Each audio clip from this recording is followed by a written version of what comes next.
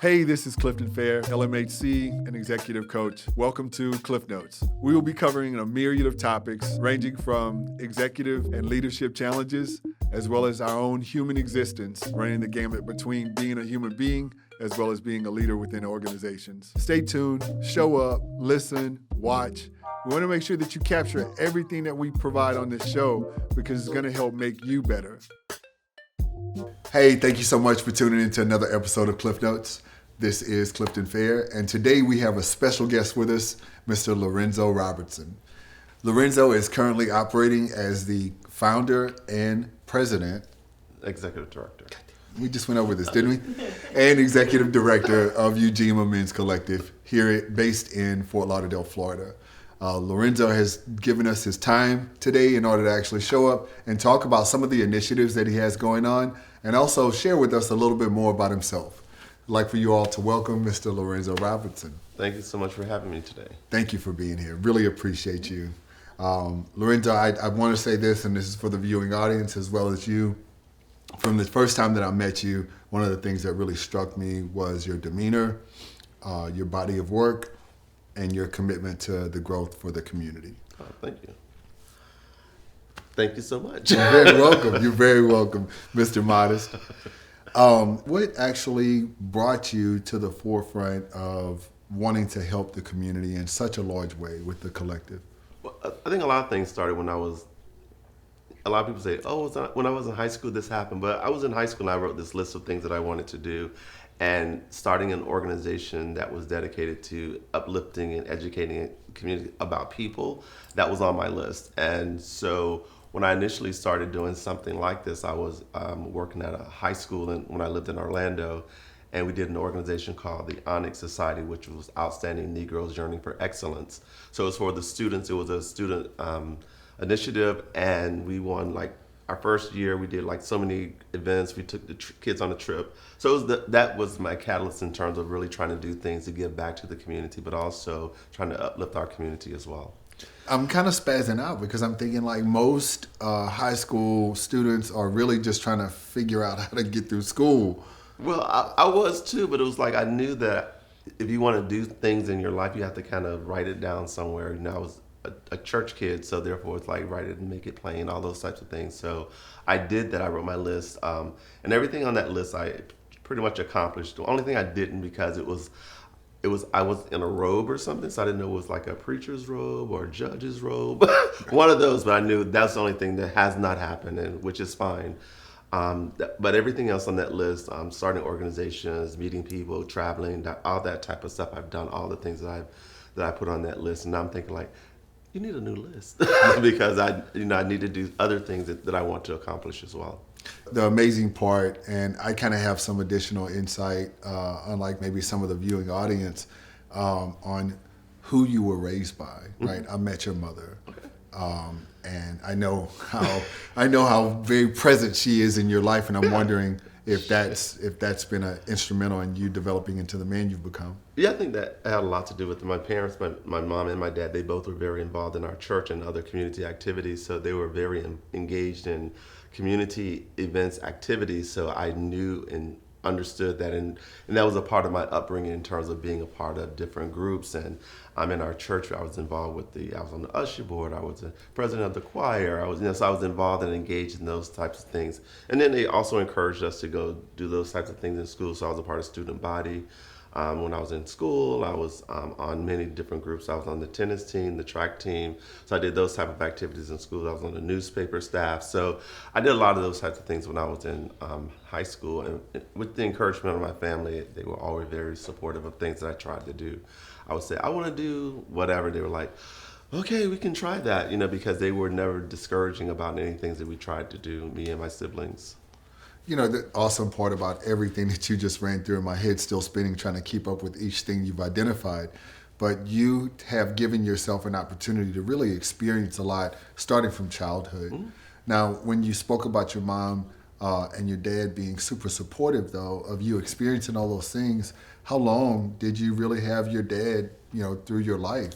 When did he pass? Oh, my dad's not dead. Oh, thank you for that. I was like, I really haven't seen him, so I'm thinking, okay, Well, something no, happened. my parents are divorced, so therefore they're divorced. So he's still around. I'm still involved. I'm still engaged. That type of stuff. Our relationship is not as cohesive as it was years ago, but he's still around. He's still alive and everything. He was very involved until I went up. I mean, he was very much involved with my life until maybe 10 years ago. But outside of that, he was a part of my life as well. But my mom, I think, was more instrumental because she was, and most times your mother's the one who's nurturing, who's more engaged with your activities, what you're trying to do. So I think that became more of a catalyst in terms of our relationship. And we still have a very close relationship now. She's a part of the Ujima Men's Collective, and the name of the group that she has kind of derived for herself and other mothers. What's the name of that group? The Mahogany Girls. The Mahogany Girls, yes. And they are spicy as hell. I tell you what, they will let you know this is where I fit in. Right, exactly. Now, my mom and her friends, they've supported my conferences for many years. They travel. When we did it in Tampa, did in other areas of the state, they would always come, and they were very supportive. They would either be at their registration table, or they monitor the rooms, or they just are there to participate in the different workshops. But I've been very blessed to have that type of support in terms of being a Black same-gender loving man and having people to still support my activities, my initiatives, and the things I was interested in doing, and not having that separation, because some people have experienced that when they say, "Oh, Mom, I'm gay," and they're like, oh, "I no longer have a son. Oh my God!" Right, so I did not experience. Yeah, I did not experience that. So I was very blessed to have both my parents very understanding and accepting of my sexual orientation. So I can't really ask for more in terms of that. Not only my mom and my dad, but also my siblings as well. For you, that's once again a great opportunity for people or men who have really struggled through their coming out process to be able to look to you for that support, and also the modeling that could happen for them with maybe some of their chosen family going forward. So thank you to Mom and to Dad for that. But we spoke about the Mahogany Girls, and I don't think people really understand what we're talking about as it relates to the place that they have within Ujima Men's Collective. Yeah, what has happened is that my mom and her girlfriend, they're all my aunties, so they all come to our events, but they're there also, and they're very supportive of the other men who may be there, who may not have those relationships with their mothers, so therefore they can be that surrogate in terms of being that mother figure for them, and at the conference, at least they'll see them once or twice whenever they come to the event. And I think that was very critical, and it was very important to me to try to get my mom involved. And initially she was like, "Well, it's going to be men. Why should I be there?" I said, "Well, I just want you to come and experience it. So if you don't like it, you don't have to come back, but at least come one time to check it out and see how it is and see what you take away from it." And her first experience, she's like, "Oh, I had so much fun. I enjoyed it. I learned so much." And her girlfriends, same thing. And they were like, they wanted to know when the next one was, so therefore they can come back, and they also participated. So, but I think the other part of it is that it gives other people the options and the optics to see that your experience with your parents can be like this. It does not have to be what you may have experienced. So it does give some people that hope that maybe in the future that my relationship with my mother can be similar to this. With Ujima Men's Collective, as far as the annual conference that you all have, it does provide men an opportunity to come together, Black and brown men to come together, as well as, is it just specific to Black and brown men? Well, what we do is when we look at our conference, it's designed specifically for Black same-gender loving men and those that love and support them. So therefore, when we say that, it kind of opens it up to anyone that would like to participate, that wants to be around that Black same-gender loving men. They are welcome to our conference. So if a person such as myself actually has a white counterpart or a white partner, they can actually come to that conference. Most definitely. Okay. One of the things when we initially did the conference many years ago, we did do it specifically for Black same-gender loving men. And it was really great, and we had a great turnout. But we realized that the information and the workshops that we were implementing were anyone could actually benefit from that. So we were like, well, we should open it up to other people. So therefore, that's when we changed our mantra a little bit to Black same-gender loving men and those that love and support them. So therefore, it was open to women, it was open to men, it was open to people who are not gay. So it was open to everyone who wants to come and participate, because we realized that information is information and everyone can benefit from that. You know, the amazing part of what you're housing in this conference is you're healing some generational traumas, right? You're opening up the community itself to healing as we are allowed a space to occupy and talk about some of the challenges that exist.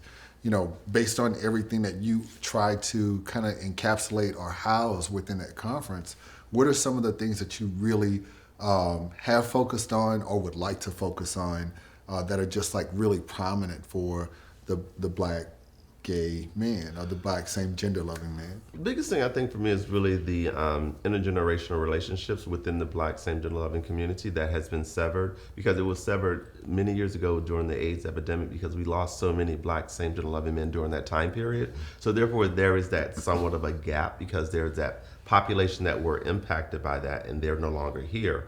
But there's also new generations of younger men who are growing, and they're not necessarily able to reach back to those men who are older, because sometimes the relationships are very transactional sometimes. So it's not about me nurturing you as my protege or anything like that. It's about me having sex with you. Okay. And so therefore becomes, how do we actually bridge that type of relationship? Because we do have our program called the Protege Project, and it's really about having those mentors. It's a reciprocal type mentoring program, whereas we pair older Black same gender loving men with younger Black same gender loving men. So therefore we can kind of build those intergenerational relationships. Because I understand that if I had mentors when I was growing up, people that would tell me, well, this is what we did when I was younger. This is how I navigated through being a gay man in the 70s or whatever. Mm-hmm. But I think that part of our experience is missing for some of our younger men now. They don't necessarily have those type of relationships with other older Black same gender loving men. And I think that we need to start to kind of build and repair those relationships. You know, and understanding what that could do as far as like the ripple effect going forward, mm-hmm. for some of the men or Black young men, mm-hmm. that are really kind of trying to navigate those waters with and without the support from the family, and also with and without the rejection from the community, mm-hmm. or with the rejection of the church, right? Like, exactly. There's so many different levels and challenges that they have to navigate. And us as older gentlemen, mm-hmm. As older Black men, we get the opportunity to actually show up for those kids, those same kids we once were. Right, exactly. And I think that's the biggest thing, that we are there and we are saying, I'm here to support you. I'm mm-hmm. here to help you navigate the terrain that I've already gone through. I can give you my experiences. This is how I navigated certain areas. This is how I dealt with certain issues. I'm giving them the option in terms of, I can hear what you're saying and I maybe can take that and glean from it, or I could just say, well, that's not going to work for me. But then helping them to navigate and find out other ways of how they actually navigate through the challenges that they're going to ultimately go through. And that could deal with dating, the discrimination that they may encounter. It also may impact in terms of the being a fetish for older white men. I mean, all those things are impacted or included in that as well, because those are things that these young men are ultimately going to experience sometimes. You know, having an older Black gay brother was probably the closest thing I actually had to a mentor. Mm-hmm. But he was still struggling through his own respective challenges, you know, HIV, being ostracized by the family and the church. And I'm in knowing what you have afforded Black men, both older and younger, within the community, I truly applaud you. Thank you very much. You know, if somebody wanted to get involved and participate as a mentor or even a protege, what would they do? They can just contact us. They can go to our website. It's ujimamen.net. All the information is there. It gives you information about what the Protege Project is. Also has applications on there where you can apply to be a mentor, or you can apply to be a protege. And it gives you the details about what we try to do. Most of them, we want to have the relationships where they meet at least once a month. We want them to be weekly, but at least once a month face to face. And the other ones could be via Zoom or just a phone call, but at least having that once a month contact with their protege or their mentor to really kind of have those conversations in terms of, this is what I want to go back to school, or this is the career path I'm looking for, and how they can actually give them some insight in terms of, well, these are the things that you may want to do. And these are places you may want to try and find more information.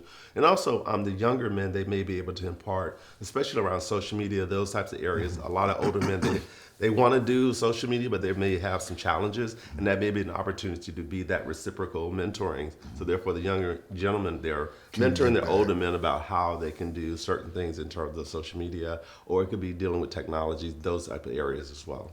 They can find a way to actually get back. That adds value to that relationship Exactly. in both areas. Very cool. Yeah. You know, with all the work that you're doing, first, all the work that was done for you by your support, you know, your mom and dad really showing up for you, and now I see the rest of your aunties as well, right? And you being such a large presence as a teenager, a young man, growing into the man that you've become today, seeing how you've just been a vessel of good for the community. The thing that comes to mind as a question is, what do you do in order to keep that channel open and not have it tighten or tense up with all these many things that you're doing for the community? Well, I mean, you have to have that work-life balance. So therefore, I try to do things that are just specifically for me. Like some weekends, I don't do anything. I stay home. I lay on the sofa. Our dog is playing around, that type of stuff. And I don't do any work. So I do that type of stuff. And I used to write because I have a book of poetry. I wrote a novel, that type of stuff. I used to write. But then when I was doing that, I also felt as though that was almost like work because it's like you gotta produce. I have to produce and I have to make sure. So that became like, I still want to do that more. And that's kind of therapeutic and it's kind of cathartic a lot of times, but it's really, I just need those times where I'm not doing anything, and I do that sometimes. And other times I just kind of listen to music, drive, I go to church, those types of things. So those are the type of things I do for myself, so therefore I can keep my work-life balance in a more cohesive way, so it's not like I'm always working, and then I get burned out on it and don't want to do it anymore. As you're talking about that work-life balance, I understand that, you know, you do have a husband or a partner, you know, and how long have y'all been together? We've been together for 10 years. We've been married for 8.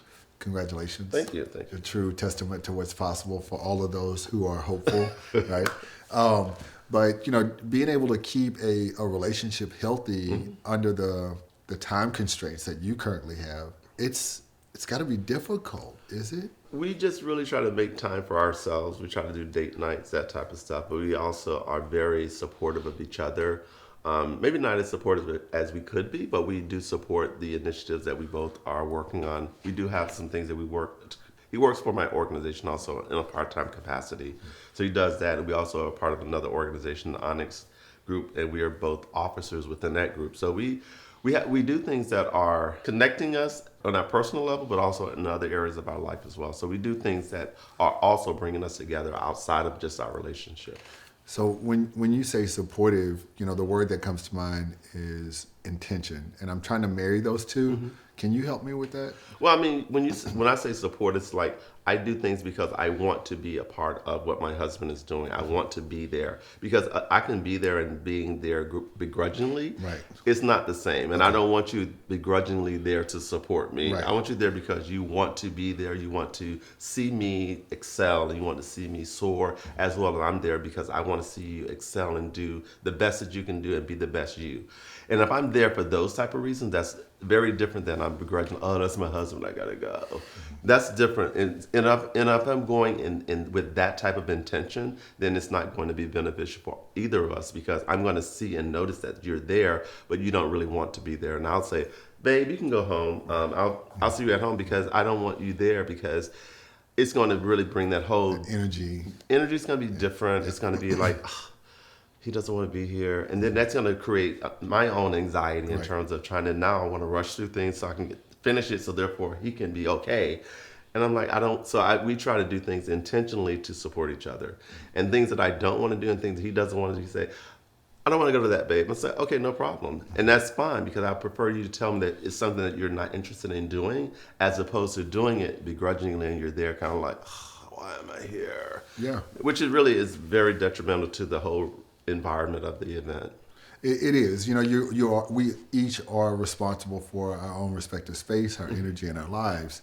Marrying those two with someone just as busy or just as active in the community as we are can be difficult, but it really does sound like y'all found your way through it. Yeah, I think when we initially got together, I was more the busy person. And as we've gotten together, and he's grown into his own, he's become more involved and engaged and more visible in terms of being a part of the community. So now we're equally as visible, but he's probably more so because he was recently the Mr. International Rubber number 26, and so this year, 2023, he was traveling the world. So therefore, that type of stuff, in terms of trying to maintain our relationship while he's in Uruguay, he's in, he was around the country. Yeah, he was all over the world. So therefore, it's like but we were still able to be together. Whenever he was home, and then I said there are certain trips I want to do with you. So when you go to Germany, I'm going to Germany, and when you go to Australia, I'm going to do that. The other places we had already been, so it was not. I've been to Italy. I've been to not saying. Right. This is a no flex zone, sir. Right? But it's just we had already gone to those places, so it was not a need for me to go.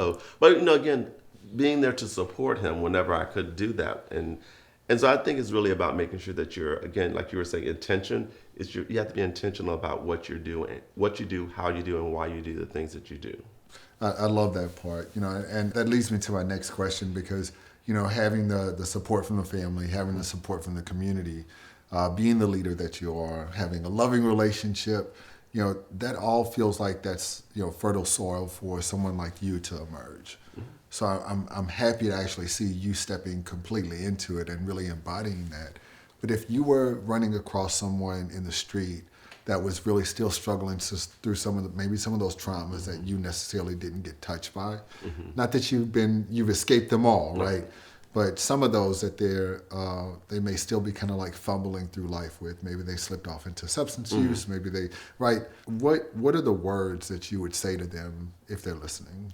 My whole thing is that regardless of where you are now, there's always a brighter future if you want it.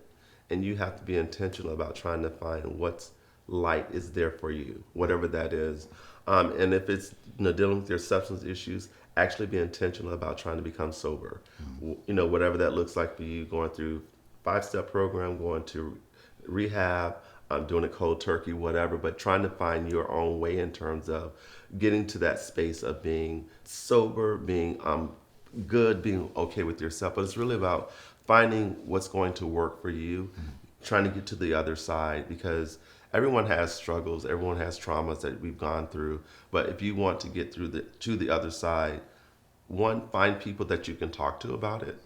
If you find a professional, if you find a therapist, someone else who can also assist you with that, find other people that may have gone through the same type of trauma that you've gone through, trying to find a support group. But you have to find what's going to work for you, because therapy may not work for everyone.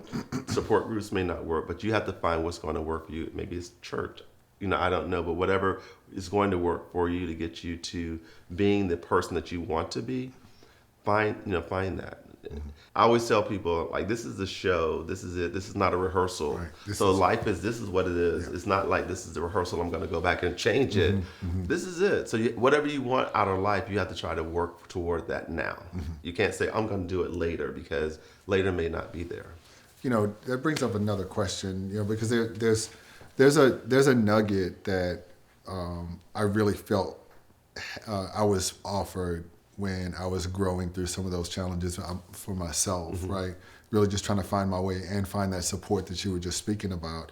And one of the things that did get offered to me was, this is not a dress rehearsal, right? You only get one time. Is there something that you were able to kind of pull from or derive for yourself when you went through just like a tough time, whether it was, coming out to your parents or maybe stepping into your own, and owning the responsibility of starting Ujima Men's Collective? No, I think the most challenging thing I had, and for me, and I don't want to sound callous or anything, but it was just when I was diagnosed with HIV, I had like 11 T cells, so it was like I was diagnosed with AIDS and not HIV. And when my doctor told me that, my thing was like, okay, this is something else I have to deal with, and that was my attitude toward it. It wasn't like I'm gonna die next week. I didn't have that type of attitude. I've always had the attitude and the mindset that God has whatever he has for me. And if he wants to take me now, that's fine. If he wants to take me 5 years, 10, whatever, that is fine. But I was in the mindset that I am not going to allow HIV to alter and change how I want to, or change the trajectory of my life as I want it to be. I'm going to still work toward those goals, whatever they are. And HIV is not going to hinder or get in the way of that. And so that was kind of my attitude. When he told me, I was like, okay, this is something else I have to deal with. And I just moved on from that. Really being able to hold on to those successes that you've been able to amass up to that point, and being able to, hold on tight to those resources or tools that you gain in order to reach that new moment and take it on just as well as you did the rest of it. Yeah. I don't know. I think I'm just growing up in a small rural town. And, some people say, oh, Lorenzo, everything just comes easy for you. And it doesn't. It may appear to other people that it does, but it really doesn't, because I have to really work toward getting those goals. I have to really push myself sometimes to really get off the couch to do stuff, because otherwise I would just lay on the couch. And Right. if things came easy for me, I'd be on the couch now. I wouldn't be here. Right. But you just have to really kind of find whatever your niche is and say, these are the things that I want to do with my life, and I have to move in those directions to try to accomplish it.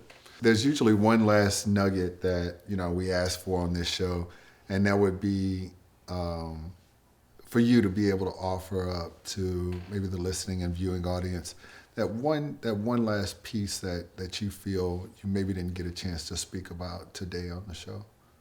When you think about your life, the very best thing that you can do is to get very good at being and loving and understanding yourself. Mm-hmm. Because no one else can do that for you. Right. Mm-hmm. And you bring each and every part of you to every experience you have. Yeah. Lorenzo, I really want to say, I say thank you for being a part of the show today. Well, thank you for having me. I appreciate it. Absolutely, sir. Absolutely.